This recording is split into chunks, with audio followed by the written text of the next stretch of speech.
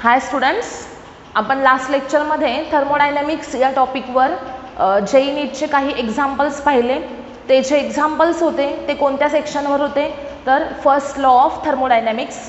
First law of thermodynamics जो आहे तो होता delta Q equal to delta U plus delta W. त्याच्यावर डिपेंड असणारे काही न्यूमरिकल्स आपण पाहिलेले आहेत. आता नेक्स्ट आपला सेक्शन येतो न्यूमरिकल्ससाठी, तो आहे आयसोथर्मल प्रोसेस. आपल्याला प्रोसेसचे डिफरंट टाइप्स माहिती आहेत. आयसोथर्मल प्रोसेस आहे, आयसोकोरिक प्रोसेस आहे, आयसोबारिक प्रोसेस आहे, ॲडियाबॅटिक प्रोसेस आहे. आता आपल्याला काय करायचं आहे तर या नंबर ऑफ प्रोसेसवर डिपेंड असणारे न्यूमरिकल्स बघायचे. तर आजच्या या लेक्चरमध्ये आपण आयसोथर्मल प्रोसेस, आयसोकोरिक प्रोसेस आणि आयसोबारिक प्रोसेस या तीन प्रोसेसवर डिपेंड असणारे न्यूमरिकल्स बघणार आहे.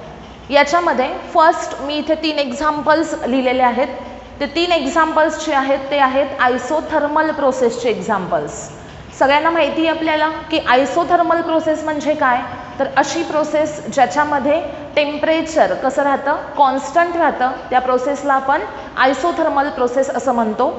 आणि टेम्परेचर कॉन्स्टंट असेल तर इंटरनल एनर्जीसुद्धा कॉन्स्टंट राहते आणि इंटरनल एनर्जीमधला चेंज डेल्टा यू हा किती असतो, 0 असतो. म्हणजे आयसोथर्मल प्रोसेससाठी डेल्टा यूची व्हॅल्यू 0 असते आणि त्यामुळे डेल्टा क्यू इक्वल टू काय येतं, डेल्टा डब्ल्यू. ओके, आता हे आपल्याला माहीत आहे. तर याच्यावर डिपेंड असणारे काही न्यूमरिकल्स आपण इथे बघतोय. याच्यामध्ये बघा first example, if a quantity of heat 1163.4 joule is supplied to 1 mole of nitrogen gas. Gas कोणता घेतलेला आहे इथे बघा, नायट्रोजन गॅस आहे. नायट्रोजन गॅस हा कसला गॅस आहे तर डायॲटॉमिक गॅस आहे. नायट्रोजन हा डायॲटॉमिक गॅस आहे आणि या गॅसला किती घेतलेला आहे तुम्ही, 1 मोल ऑफ नायट्रोजन गॅस तुम्ही इथे घेतला आहे आणि त्याला तुम्ही हीट किती सप्लाय करताय तर 1163.4 जूल एवढी हीट तुम्ही त्याला सप्लाय करताय. ओके, त्यानंतर पुढे काय सांगितलंय, at room temperature and constant pressure. आता इथे काय कॉन्स्टंट आहे बघा, कॉन्स्टंट काय आहे ते दिलंय आपल्याला. काय कॉन्स्टंट आहे, प्रेशर कॉन्स्टंट आहे. आणि पुढे काय सांगितलंय की राईज इन टेम्परेचर काय असेल विचारलंय. बघा क्वेश्चन पहिल्यांदा नीट अंडरस्टँड करून घ्यायचा आहे आपल्याला. नायट्रोजन गॅस आहे. नायट्रोजन गॅस हा कसला गॅस आहे, डायॲटॉमिक गॅस आहे आणि 1 मोल ऑफ नायट्रोजन गॅस घेतला, त्याला अमाऊंट ऑफ हीट सप्लाइड किती आहे बघा, 1163.4 जूल एवढी अमाऊंट ऑफ हीट सप्लाइड आहे. आणि कॉन्स्टंट प्रेशरला त्याच्यामध्ये टेम्परेचरमध्ये किती चेंज होतो हे आपल्याला इथे फाइंड आउट करायचं आहे. म्हणजेच आपल्याला या एक्झाम्पलमध्ये काय गिव्हन आहे, डी क्यू गिव्हन आहे. किती गिव्हन आहे ती, 1163.4 जूल ही काय आहे तर डी क्यू आहे. ओके, त्यानंतर गॅस कसला आहे बघा, नायट्रोजन. त्यानंतर 1 मोल दिलंय म्हणजे एन ची व्हॅल्यू किती आहे, 1 मोल आहे. आता इथं कॉन्स्टंट काय सांगितलं आहे, प्रेशर सांगितलेलं आहे. मग कॉन्स्टंट प्रेशरला डी क्यूचा फॉर्म्युला काय येईल बघा, N C P delta T. बघा डी क्यू इक्वल टू काय असेल, N C P delta T. Kinetic theory of गॅसेसमध्ये तुम्हाला मी हा फॉर्म्युला सांगितलेला आहे बघा. ज्यावेळेस व्हॉल्यूम कॉन्स्टंट आहे त्यावेळेस N C V delta T असेल आणि ज्यावेळेस प्रेशर कॉन्स्टंट आहे त्यावेळेस N C P delta T असा हीटचा फॉर्म्युला येईल. त्यामुळे डी क्यू इक्वल टू आहे N C P delta T. आता याच्यामध्ये फक्त आपण व्हॅल्यूज टाकणार आहोत. एन ॲज इट इज ठेवला मी पहिल्यांदा. सी पी, सी पी म्हणजे काय, specific heat at constant pressure. Specific heat at constant pressure, पण इथे गॅस कोणता आहे, नायट्रोजन.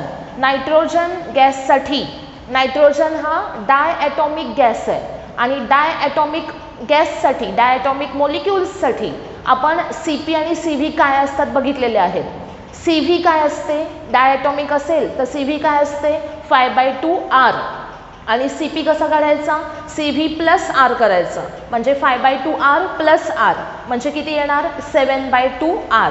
म्हणजे हा गॅस डायॲटॉमिक आहे आणि त्यामुळे त्याच्यासाठी सी पीची व्हॅल्यू किती असेल बघा, 7/2R असेल आणि इंटू काय असेल पुढे, डेल्टा टी. आता आपल्याला फाइंड आउट काय करायचं आहे, डेल्टा टी फाइंड आउट करायचं आहे. आपण इथे पहिल्यांदा व्हॅल्यूज टाकूयात. डी क्यू किती आहे बघा 1163.4 इज इक्वल टू एन म्हणजे नंबर ऑफ मोल्स किती आहेत 1 इंटू 7/2 इंटू आर किती असतो 8.314 आणि इंटू काय असेल डेल्टा टी. म्हणजे आपल्याला फाइंड आउट इथे डेल्टा टी करायचं आहे. बाकीच्या सगळ्या व्हॅल्यूज आपण याच्यामध्ये पुटअप केल्या. त्यानंतर मग delta T is equal to काय असेल बघा, हा 2 जो आहे हा इकडे काय होईल मल्टिप्लाय 1163.4 इंटू 2 डिव्हायडेड बाय बघा 1163.4 इंटू 2 डिव्हायडेड बाय 7 इंटू 8.314. मग आपल्याला काय मिळेल डेल्टा टीची व्हॅल्यू मिळेल. आणि जर तुम्ही हे सॉल्व केलं तर तुम्हाला ॲन्सर किती मिळेल बघा याचं 40 केल्व्हिन. म्हणजे final answer delta T is equal to किती असणार आहे तर 40 केल्व्हिन असणार आहे. म्हणजे option B will be the correct option. काय केलं समजलं का बघा, D Q is equal to N C P delta T आणि याच्यामध्ये डेल्टा टी काढायचा आहे. डायटॉमिक गॅस असल्यामुळे सी पी किती असणार 7/2 आर. सगळ्या व्हॅल्यूज टाकल्या त्यानंतर आपल्याला आन्सर मिळालं delta T equal to 40 kelvin. Okay. त्यानंतर सेकंड एक्झाम्पल वाचा सगळ्यांनी. 1 mole of ideal gas expands at constant temperature of 300 kelvin. Ideal gas किती घेतलेला आहे इथे 1 मोल ऑफ आयडियल गॅस घेतला आहे. पुढे काय सांगितलं आहे कॉन्स्टंट काय आहे टेम्परेचर कॉन्स्टंट आहे. याचा अर्थ काय ही प्रोसेस कोणती आहे आयसोथर्मल. प्रोसेस कोणती आहे हे तुम्हाला सांगितलं जाईल का नाही सांगितलं जाणार. मग काय करायचं आहे जे कॉन्स्टंट आहे त्याच्यानुसार तुम्हाला प्रोसेसचा टाईप आयडेंटिफाय करायचा आहे. म्हणजे इथे ॲट कॉन्स्टंट टेम्परेचर असं म्हटलं आहे. मग टेम्परेचर कॉन्स्टंट असणारी प्रोसेस कोणती असते तर आयसोथर्मल प्रोसेस.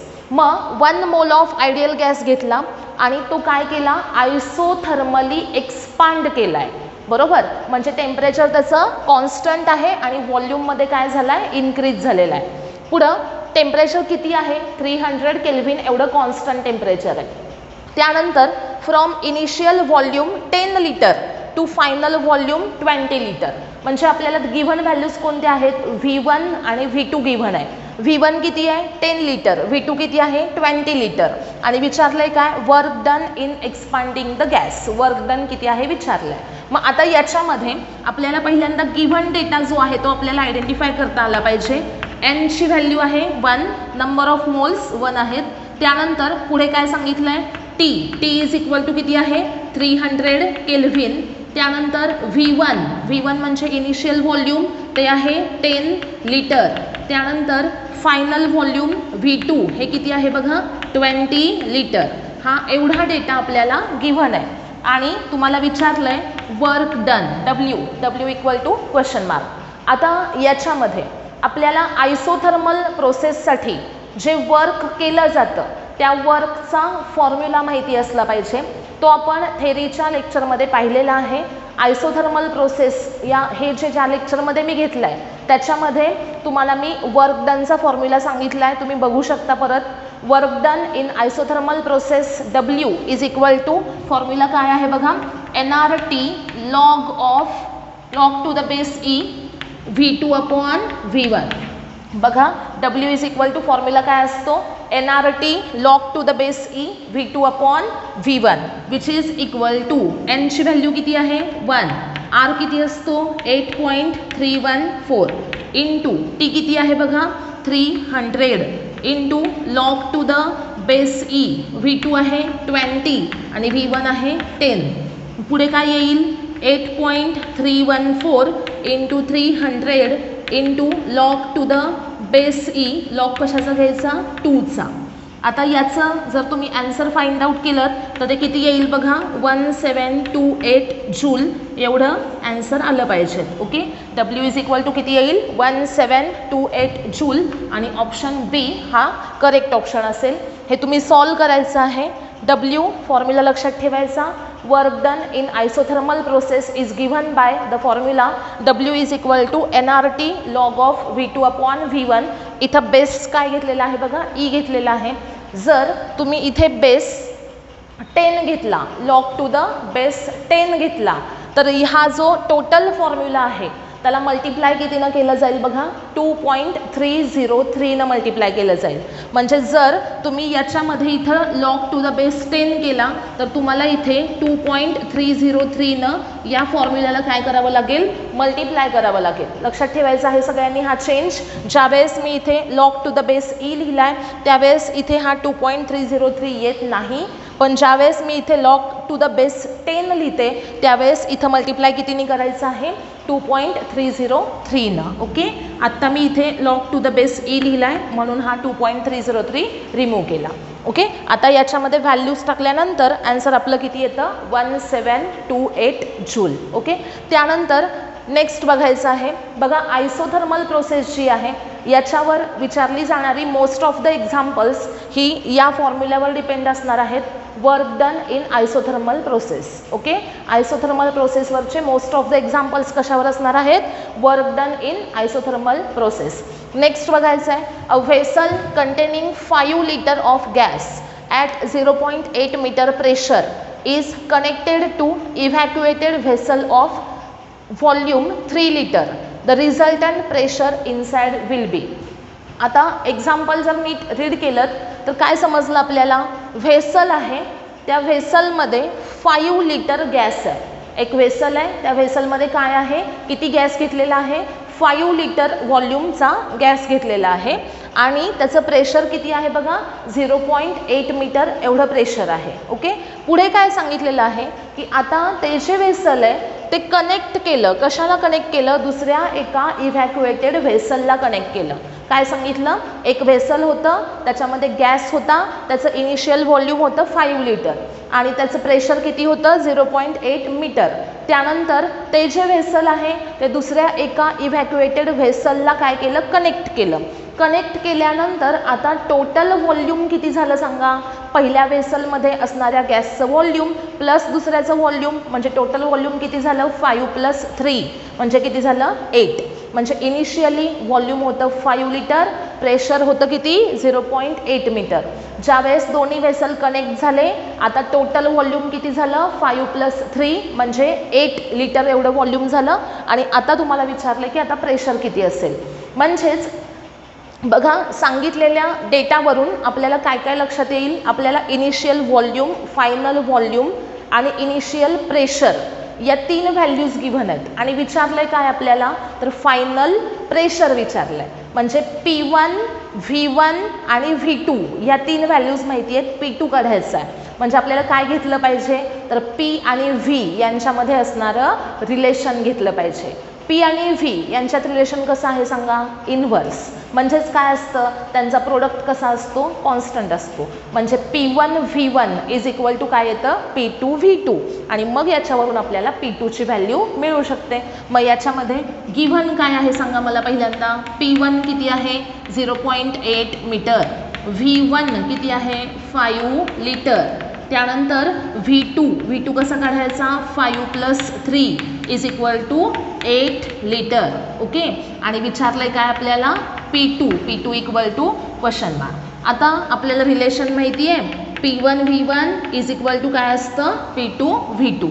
P2 = काय असेल मग, P1 V1 V2. P1 किती आहे बघा, 0.8 × V1 आहे 5 V2 आहे किती, 8. आता याचं जर तुम्ही आन्सर काढलं तर ते किती येईल बघा, 0.5 मीटर. 0.5 मीटर आणि ऑप्शन बी हा करेक्ट ऑप्शन असेल. ओके, सगळ्यांना हे तिन्ही एक्झाम्पल समजले असतील. हे 3 एक्झाम्पल कोणत्या प्रोसेसवर डिपेंड असणारे होते, आयसोथर्मल प्रोसेस. मग आयसोथर्मल प्रोसेसवर अशा टाईपमध्ये एक्झाम्पल्स विचारले जातात. इथे मी 3 डिफरंट टाईपचे एक्झाम्पल्स घेतलेत.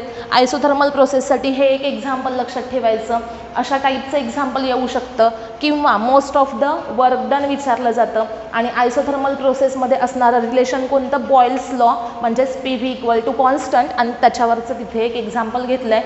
अशा प्रकारे हे तिन्ही एक्झाम्पल कशाचे आहेत, आयसोथर्मल प्रोसेसचे. आता नेक्स्ट आपण बघणार आहे आयसोकोरिक आणि आयसोबारिक प्रोसेस याच्यावर डिपेंड असणारे एक्झाम्पल. त्याच्या आधी हे 3 एक्झाम्पल्स नोट करून घ्यायचे.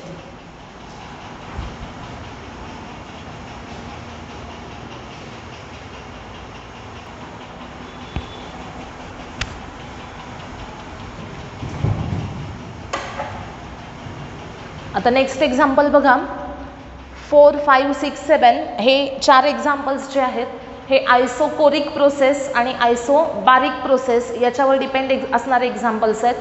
आयसोकोरिक प्रोसेस म्हणजे काय, तर ज्याच्यामध्ये व्हॉल्यूम कॉन्स्टंट आहे त्या प्रोसेसला आपण आयसोकोरिक प्रोसेस असं म्हणतो. आणि आयसोबारिक प्रोसेस म्हणजे काय, तर ज्या प्रोसेसमध्ये प्रेशर कॉन्स्टंट आहे त्याला आपण आयसोबारिक प्रोसेस असं म्हणतो. आता एक्झाम्पलमध्ये फर्स्ट एक्झाम्पल बघा, in an isochoric process if T1 is equal to 27 degree Celsius and T2 is equal to 127 degree Celsius, then P1 upon P2 will be.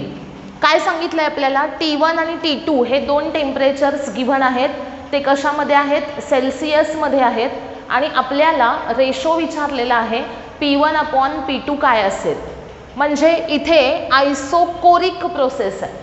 Isochoric process ही काय indicate करते, आयसोकोरिक प्रोसेस इंडिकेट करते की volume कसं आहे, constant आहे. जर volume constant असेल तर प्रेशर आणि टेम्परेचर यांचं प्रपोर्शन कसं असतं, डायरेक्ट प्रपोर्शन असतं, बरोबर. म्हणजे इथे at constant volume P/T is equal to काय असतं, कॉन्स्टंट असतं. काय कॉन्स्टंट आहे सांगितलं इथे, व्हॉल्यूम कॉन्स्टंट आहे.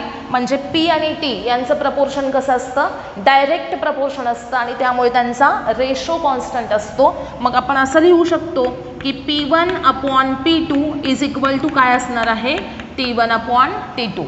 लक्षात ठेवा, आयसोकोरिक प्रोसेस म्हणजे व्हॉल्यूम कॉन्स्टंट आहे.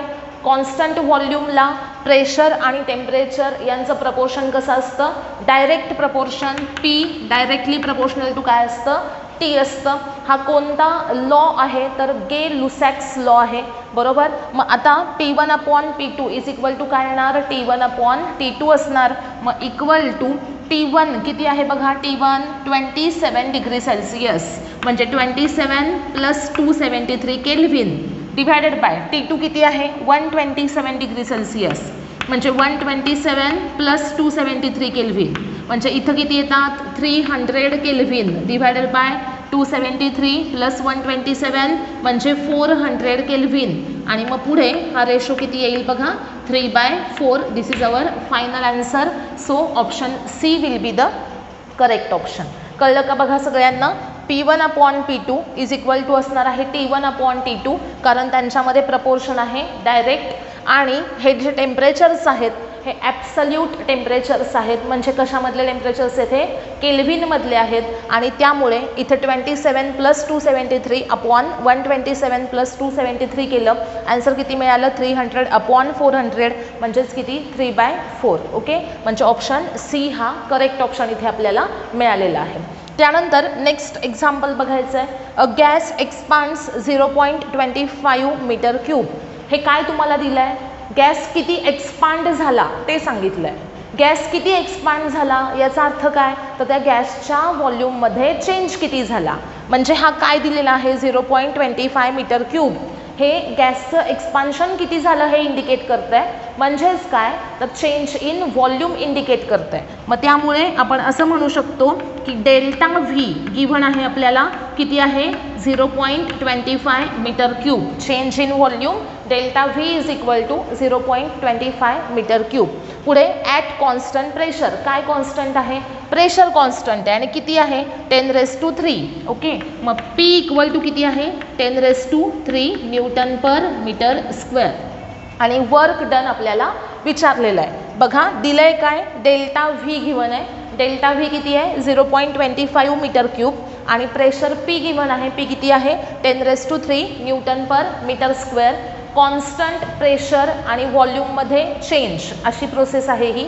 आणि कॉन्स्टंट प्रेशर असणारी प्रोसेस म्हणजे कोणती असते, आयसोबारिक प्रोसेस. मग आयसोबारिक प्रोसेसमध्ये जे वर्क केलं जातं ते आपण कसं काढणार, तर P डेल्टा व्ही हा फॉर्म्युला यूज करणार. W is equal to formula काय असेल, P into delta V. At constant pressure volume changes by delta V. P ची व्हॅल्यू किती आहे बघा, 10⁻3 इंटू डेल्टा व्ही किती आहे, 0.25 मग 0.25 इंटू 10⁻³ केलं तर ॲन्सर किती मिळेल बघा 250 जूल एवढं ॲन्सर मिळेल 250 जूल. ऑप्शन बी हा करेक्ट ऑप्शन असेल बघा. काय काय केलं आपण डेल्टा व्ही गिव्हन आहे, पी गिव्हन आहे, वर्क डन कसं काढलं पी डेल्टा व्ही केलं, पी आहे 10⁻³ इंटू डेल्टा व्ही आहे 0.25 ॲन्सर किती मिळतं आपल्याला 250 जूल एवढं ॲन्सर मिळतं आहे. ऑप्शन बी यातला करेक्ट ऑप्शन असेल. नेक्स्ट एक्झाम्पल बघायचं आहे. If 300 ml of gas at 27 degree Celsius is cooled to 7 degree Celsius at constant pressure, then its final volume will be. आता इथे या एक्झाम्पलमध्ये नीट बघायचं कॉन्स्टंट काय आहे सांगितलं आपल्याला प्रेशर कॉन्स्टंट आहे. मग प्रेशर कॉन्स्टंट असताना व्हॉल्यूम आणि टेम्परेचर यांच्यामध्ये रिलेशन कसं असेल तर व्ही डायरेक्टली प्रपोर्शनल टू काय असणार टी ॲट काय असेल कॉन्स्टंट प्रेशर. आणि हा जो लॉ आहे तो कोणता लॉ आहे तर चार्ल्स लॉ आहे बरोबर. चार्ल्स लॉ काय आहे तर at constant pressure V is directly proportional to T. Okay मग आपण इथे काय म्हणू शकतो तर V1 upon V2 is equal to काय असणार आहे T1 upon T2. V1 upon V2 is equal to असेल T1 अपॉन T2. आता फाइंड आउट काय करायचं आहे गिव्हन काय V1 गिव्हन आहे 300 ml, त्यानंतर T1 T2 हे गिव्हन आहे आपल्याला आणि पुढे काय विचारलंय V2 विचारलंय. मग V2 इज इक्वल टू काय असेल सांगा V2 कसा काढायचा तर V1 into T2 upon T1 करायचं. हा V1 इथेच ठेवला as it is T2 multiply झाला T1 डिव्हाइड झाला इज इक्वल टू काय असेल V2 असेल. याच्यामध्ये व्हॅल्यूज टाकूया आपण. V1 किती आहे बघा 300 ml इंटू T2 किती आहे बघा T2 7 डिग्री सेल्सिअस म्हणजे 7 + 273 डिवायडेड बाय T1 किती आहे 27 डिग्री सेल्सिअस म्हणजेच 27 + 273. लक्षात ठेवा कॅपिटल टी ज्यावेळेस आपण लिहितो त्यावेळेस ते टेम्परेचर कशामधलं आहे केल्व्हिनमधलं आहे. सेल्सिअसच्या व्हॅल्यू डायरेक्ट इथे पुटअप करायच्या नाहीत नाहीतर ॲन्सर रॉंग असेल. ओके V1 टाकला 300 ml इंटू T2 किती आहे बघा 7 सेल्सिअस आहे त्याच्यामुळे 7 + 273 केला आणि T1 किती आहे 27 डिग्री सेल्सिअस म्हणजे 27 + 273. पुढे काय येईल बघा 300 इंटू हे किती असतील 273 + 7 किती येईल बघा 280 डिवायडेड बाय 27 + 273 किती असेल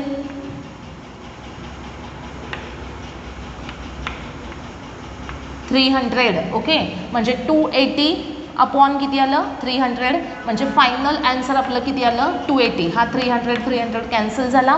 ॲन्सर किती आलं 280 ml. This is the final volume V2. Final volume V2 किती मिळालं आपल्याला 280 ml. ऑप्शन सी हा करेक्ट ऑप्शन मिळाला.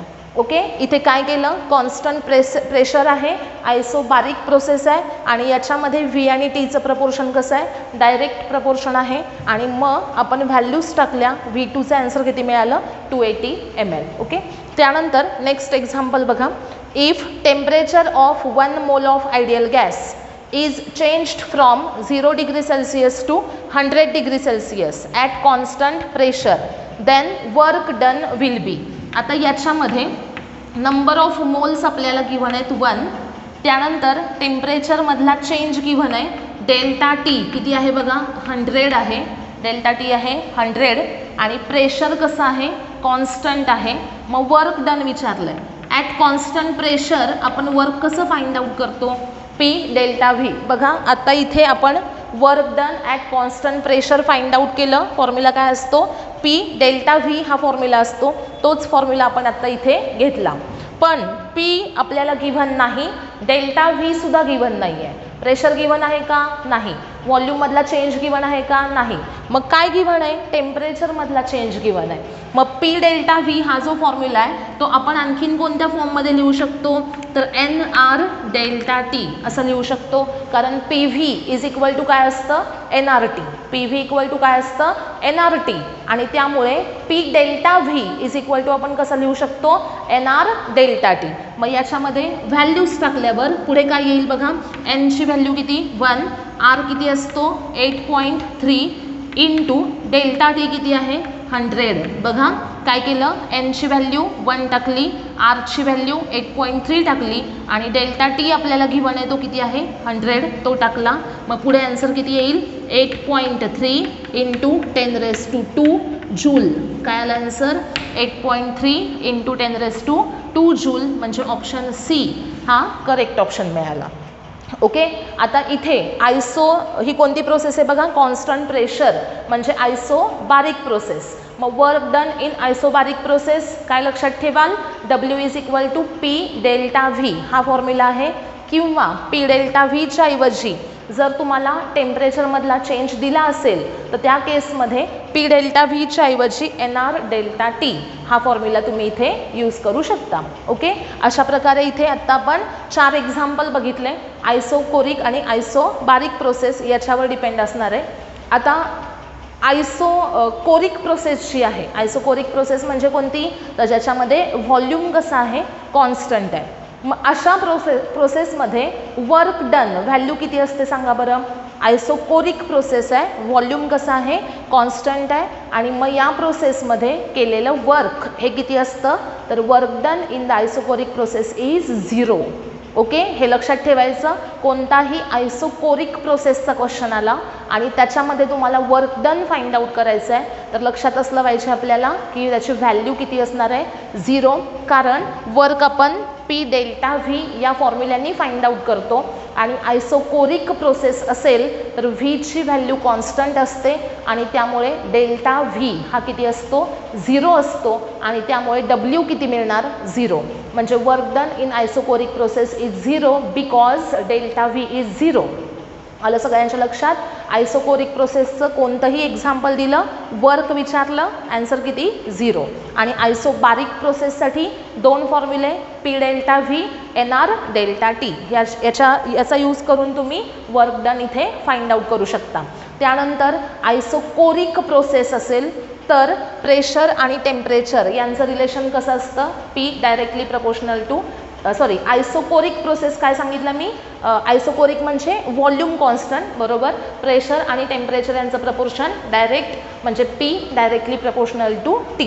आणि ज्या वेळेस कॉन्स्टंट प्रेशर आहे म्हणजे आयसोबारिक प्रोसेस आहे त्यावेळेस व्हॉल्यूम आणि टेम्परेचर यांचं relation V directly proportional to T. Okay. लक्षात राहिलं सगळ्यांच्या. हे 4ही एक्झाम्पल्स नोट करून घ्या नीट.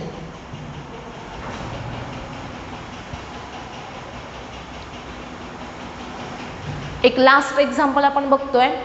हे जे एक्झाम्पल आहे ते नीट 2018ला विचारलेलं एक्झाम्पल आहे, नीट 2018ला. ओके. एक्झाम्पल बघा, the volume V of monoatomic gas changes with temperature as shown in the graph. The ratio of work done by the gas to the heat absorbed by it when it undergo change from state A to the B is. हा question खूप easy question आहे पण असा आपल्याला बघितल्यानंतर थोडासा difficult वाटू शकतो, पण त्याचं सोल्युशन बघितल्यावर तुमच्या लक्षात येईल की हे खूप इझी आहे बरोबर. त्यांनी काय सांगितलंय बघा, गॅस कोणता आहे मोनो ॲटॉमिक गॅस आहे. गॅस कोणता आहे मोनो ॲटॉमिक गॅस आहे आणि त्याच्यामध्ये व्हॉल्यूममध्ये होणारा change with respect to temperature आपल्याला इथे ग्राफमध्ये दाखवला आहे. ग्राफ कुणाचा आहे व्हॉल्यूम वर्सेस टेम्परेचर हा ग्राफ आहे आणि गॅस कोणता आहे मोनो ॲटॉमिक. स्टेट A जी आहे ती इनिशियल स्टेट आहे आणि B स्टेट जी आहे ती फायनल स्टेट आहे. आणि तुम्हाला इथून इथे म्हणजे स्टेट A पासून स्टेट B पर्यंत हा जो चेंज होतो या प्रोसेसमध्ये रेशो विचारलाय. कोणता रेशो विचारलाय बघा, रेशो आपल्याला विचारलेला आहे तो आहे वर्क डन डिवायडेड बाय काय सांगितलंय बघा, work done by the gas to the heat absorb by it. Okay. म्हणजे upon Q is equal to question mark म्हणजे W अपॉन Q हा रेशो आपल्याला विचारलेला आहे इथे. ओके. हा वर जो आहे तो सगळा क्वेश्चन इथून खाली आपण आन्सर डिस्क्राईब करूया. आपल्याला क्वेश्चन काय विचारलाय की W upon Q is equal to question mark आणि असा ग्राफ गिव्हन आहे. ओके. आणि गॅस कोणता आहे तो लक्षात पाहिजे, कोणता आहे मोनो ॲटॉमिक गॅस. ओके. तर आता सगळ्यात पहिल्यांदा इथं V आणि T असा ग्राफ आहे ना, V वर्सेस T. ग्राफ जर तुम्ही बघितला तर कसा दिसतोय, straight line which is passing through origin. म्हणजे अकॉर्डिंग टू ग्राफ तुम्ही काय सांगू शकता, तर व्ही आणि टीचं प्रपोर्शन कसं आहे, डायरेक्ट. ओके, फ्रॉम ग्राफ आपण काय सांगू शकतो, V directly proportional to T आहे. म्हणजेच काय, तर प्रेशर कसं आहे, तर कॉन्स्टंट आहे. आणि त्यामुळे ही जी प्रोसेस आहे ती प्रोसेस कोणती आहे, तर आयसोबारिक प्रोसेस आहे. ओके, लक्षात ठेवा सगळ्यांनी काय काय सांगितलं. इथे व्ही टी ग्राफ जो प्लॉट केलेला आहे, दिलेला आहे आपल्याला, तो स्ट्रेट लाईन आहे पासिंग थ्रू ओरिजिन, आणि straight line passing through origin आहे. त्याच्यामुळं आपण असं सांगू शकतो की व्ही आणि टीचं प्रपोर्शन कसं आहे, डायरेक्ट प्रपोर्शन आहे. म्हणजे V directly proportional to T आहे. आणि V directly proportional to T येण्यासाठी कंडिशन काय असते, तर त्या कंडिशनला प्रेशर कसं असतं, कॉन्स्टंट. आपल्याला इथे गिव्हन आहे का की प्रेशर कॉन्स्टंट आहे, नाही. हे आपल्याला समजलं कसं, ग्राफवरून V directly proportional to T आहे. आणि हे कधी पॉसिबल आहे, ज्यावेळेस प्रेशर कसं असतं, कॉन्स्टंट. म्हणजे याच्यावरून आपण सांगितलं की प्रेशर कसं आहे, कॉन्स्टंट आहे. जर प्रेशर कॉन्स्टंट आहे, प्रेशर कॉन्स्टंट आहे, तर त्या प्रोसेसला आपण काय म्हणतो, आयसोबारिक प्रोसेस असं म्हणतो. म्हणजे ही प्रोसेस कोणती आहे ही पहिल्यांदा आपण आयडेंटिफाय केली. कोणती प्रोसेस आहे, आयसोबारिक प्रोसेस. ओके, आता मग नेक्स्ट स्टेप आपल्याला वर्क फाइंड आउट करायचं आहे. Work done in isobaric process, work done in isobaric process. Formula काय असतो सांगा, W which is equal to काय असतो, P delta V. W is equal to काय असतं, P डेल्टा व्ही. यालाच मी तुम्हाला आणखीन एक फॉर्म्युला सांगितला होता. P डेल्टा व्ही म्हणजेच काय असतं, NR डेल्टा टी. म्हणजे W is equal to NR delta T. हे झालं equation 1. This is the work done in isobaric process. म्हणजे या रेशोमधला आपल्याला W मिळाला.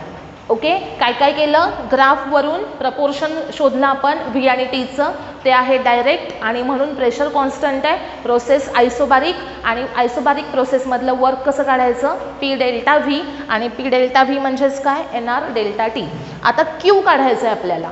काय कॉन्स्टंट आहे बघा, इथे प्रेशर कॉन्स्टंट आहे. मग प्रेशर कॉन्स्टंट असताना Q आपण कसं लिहू शकतो, तर NCP डेल्टा टी. बरोबर, at constant pressure Q equal to कसा लिहायचा, NCP डेल्टा टी. आता N ची व्हॅल्यू किती आहे, 1 मोल घेतलेला आहे ना इथे. आणि गॅस कसला आहे बघा, मोनो ॲटॉमिक गॅस आहे. मोनो ॲटॉमिक गॅस आहे. 1 मोल नाही सांगितलं आपल्याला, N ॲज इट इज ठेवूया आपण. बघा N म्हणजे काय असतील, नंबर ऑफ मोल्स, ते आपल्याला गिव्हन नाहीत म्हणून ते ॲज इट इज ठेवले. CP म्हणजे काय, specific heat at constant pressure. आता गॅस कोणता आहे बघा, मोनो ॲटॉमिक गॅस आहे. मोनो ॲटॉमिक गॅससाठी CV किती असते, 3/2R, आणि CP किती असते, 5/2R. मग CP इथं किती येणार आहे, 5/2R, आणि पुढे काय असेल, delta T. This is equation number 2. बघा आपल्याला फर्स्ट काय मिळालं, वर्क डन. सेकंड काय मिळालं, heat. Okay, work done in isobaric process, W is equal to NR delta T. आणि Q अमाऊंट ऑफ हीट कशी काढायची, NCP delta T. N as it is ठेवला. CP गॅस कोणता आहे बघितला, मोनो ॲटॉमिक. मोनो ॲटॉमिकसाठी CP असते 5/2R इंटू काय केलं, डेल्टा टी. ओके, मग Q इक्वल टू काय मिळाला, N into 5/2R into delta T मिळाला. आता आपल्याला विचारलेलं आहे third step, W/Q. Okay, W किती आहे बघा, NR डेल्टा टी. आणि Q किती आहे बघा, N into 5/2R delta T. N into 5/2R delta T. मग आता NR डेल्टा टी हे कॅन्सल झाले, आणि आपलं फायनल आन्सर किती मिळालं बघा, 2/5. आणि option A will be the correct option.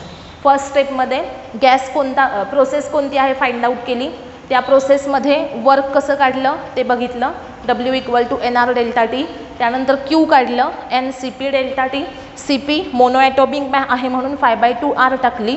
आणि आपल्याला 2 इक्वेशन्स मिळाले, एक आहे Wचं, एक आहे Qचं. रेशो विचारला आहे W/Q, आणि मग आपल्याला आन्सर मिळालं NR delta T upon N into 5/2R delta T. NR delta T cancel झाला, आन्सर फायनल किती मिळालं, 2/5. ओके, आज आपण आयसोथर्मल प्रोसेस, आयसोबारिक प्रोसेस आणि आयसोकोरिक प्रोसेस याच्यावरचे न्यूमरिकल्स बघितलेले आहेत. नेक्स्ट लेक्चरमध्ये ॲडियाबॅटिक प्रोसेसवरचे आपण न्यूमरिकल्स बघणार आहोत. ओके.